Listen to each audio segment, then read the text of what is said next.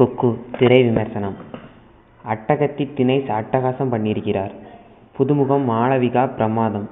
படத்தை பற்றிய நம்முடைய எதிர்பார்ப்பை அப்படியே பூர்த்தி பண்ணியிருக்கிறார் இயக்குனர் ராஜமுருகன். பாடல்கள் அனைத்தும் மிகவும் நன்றாக வந்திருக்கின்றன. ஆனாலும் படத்திற்கு வேகத்தடை.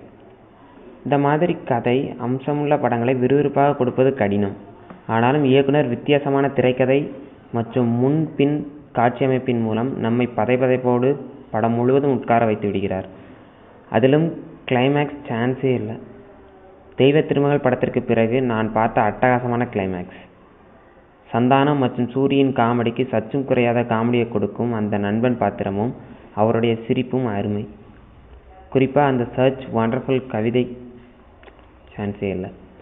பார்வையற்றோரின் வாழ்வில் இளையராஜாவின் பாடல்கள் என்று தலைப்பே வைக்கலாம். அந்த அளவுக்கு இருந்தது படத்தின் ஆரம்ப காட்சிகள். அத்தனையும் அருமை. அட்டகத்தி தினேஷுக்காக இந்த படத்தை கண்டிப்பாக பார்க்கலாம். என்ன ஒரு இயல்பான நடிப்பு. படத்தில் வரும் மற்ற அனைத்து நண்பர்கள் கதாபாத்திரங்களும் நிறைவாக செய்திருக்கிறார்கள். குறிப்பாக முருகதாஸ், சந்திரபாபு மற்றும் அவரது மனைவிகள் எம்ஜிஆர், விஜய், அஜித் அனைவரும் காமெடி நன்றாக பண்ணியிருக்கிறார்கள். சந்தோஷ் நாராயணன் இசை, வர்மாவின் ஒளிப்பதிவு, சண்முகம் வேலுச்சாமியின் எடிட்டிங், ராஜமுருகனின் எழுத்து, இயக்கத்தில் ஒரு அற்புத படைப்பு. Don't miss that film.